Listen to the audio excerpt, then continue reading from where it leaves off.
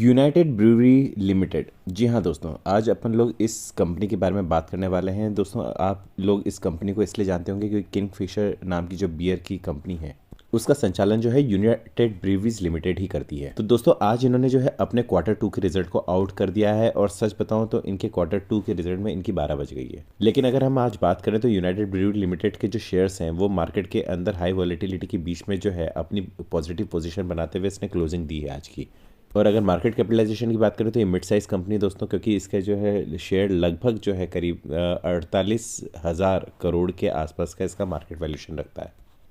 तो इनका Q2 का रिजल्ट आया क्या? तो दोस्तों, आज अपन एक तो इनके Q2 के रिजल्ट्स के बारे में बात करेंगे, साथ ही साथ अपन ये देखेंगे कि भैया एनालिस्ट ने जो है इसको क्या टारगेट सेट कराया था। और यही नहीं, अपन ये भी देखेंगे कि यूनाइटेड ब्रूअरी लिमिटेड ने जो है पास्ट में अपने स्टॉक होल्डर्स को किस तरीके का परफॉर्मेंस दिया है। तो दोस्तों, ये वीडियो जो है बहुत ही ज़्यादा मज़ेदार होने वाला है। इस वीडियो में मेरे साथ में अंत तक ज़रूर बने रहें। तो चलिए बिना देरदारी के शुरू करते हैं। भाई, यूनाइटेड ब्रूअरी लिमिटेड यानी बियर बनाने वाली कंपनी। अब बियर का तो ऐसा सीन है दोस्तों कि इंडिया में इसके जो मार्केट शेयर है वो बढ़ता हुआ सा नजर आ रहा है, लेकिन लोगों को ये उम्मीद नहीं थी कि इनके जो Q2 का रिजल्ट है वो इस कदर बिगड़ेगा कि जिसकी वजह से जो है इनकी हालत वाकई में खराब हो जाएगी। तो चलिए आइए अपन इसके Q2 के रिजल्ट्स को थोड़ा डिटेल में देख लेते हैं। तो जिस चीज़ ने हेडलाइन बनाई है दोस्तों वो ये है कि भाई यूनाइटेड ब्रूअरी लिमिटेड का जो Q2 का प्रॉफिट है वो सीधा सीधा 64% नीचे की तरफ लुढ़क गया है। दोस्तों, 64% जो है बहुत ही बड़ा नंबर है देखा जाए तो। साथ ही साथ इनके जो नेट सेल्स है उसके अंदर भी करीब 3% की कमी आई है। मतलब Q2 का रिजल्ट जो है इनके लिए वाकई में भयानक रहा है। इसी को थोड़ा और डिटेल में देखें तो इनका 64% से जो इनका प्रॉफिट गिरा है वो पहुंच गया है करीब 46.95 करोड़ के ऊपर। और दोस्तों, यही जो था मतलब पिछले साल से अगर कंपेयर करें तो करीब 132.2 करोड़ था। मतलब सीधा सीधा 64% का गिरना यानी एक बहुत बड़ी बात है। अब इसका रीज़न क्या है? तो दोस्तों, इसका रीज़न जो है वो एक्सपर्ट्स और यही नहीं कंपनी भी यही बता रही है कि जो मानसून जो इस बार काफ़ी स्ट्रांग रहा है, इस वजह से क्या है कि इनकी सेल काफ़ी कम हुई है। वहीं अगर अपन इनके रेवेन्यू की बात करें तो रेवेन्यू भी जो है 3% से डिक्लाइन हो गया, करीब पहुँच गया 2,115 करोड़ पर। और दोस्तों, यही जो था पिछले साल करीब था करीब 2,156 करोड़ पर।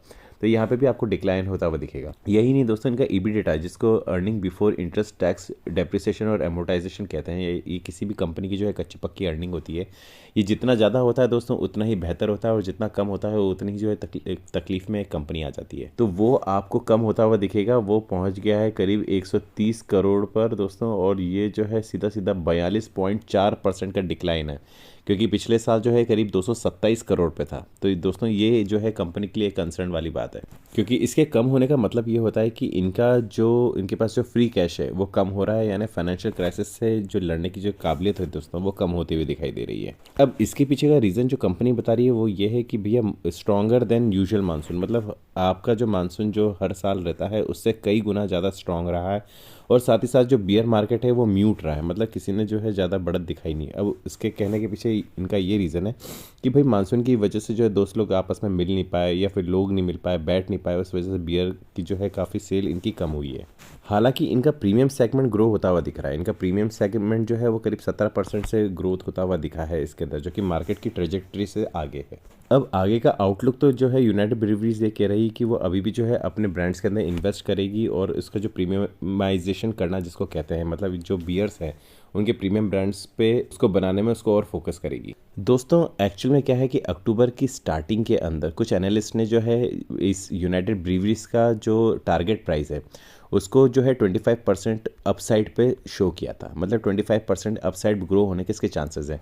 और वो बात सही भी लगती है, क्योंकि जिस तरीके का अभी इंडियन डेमोग्राफी चल रही है और जिस तरह से प्रीमाइजेशन बियर्स की हो रही है और साथ ही साथ जो है लोगों के पास में डिस्पोजेबल इनकम बढ़ रही है दोस्तों, तो उस चीज़ को लेके तो लगता है कि भैया इसके अंदर जो बियर का मार्केट है वो आगे जाके ग्रोथ होता हुआ दिखेगा। लेकिन Q2 का रिजल्ट ने दोस्तों काफ़ी हद तक कंपनी को परेशान कर सकती है, तो उसके लिए जो है कंपनी को आगे संभल के रहना पड़ने की ज़रूरत हो सकती है। और हमको ये दोस्तों ये मिक्स तरीके का जो रिजल्ट दिखा है कि एक तरफ तो बोल रहा है कि एनालिस्ट की भैया ये जो है ऊपर की तरफ जाएगा, दूसरी तरफ जो इसके Q2 के रिजल्ट है वो बता रहे हैं कि भैया ये तो काफ़ी नीचे चला गया है।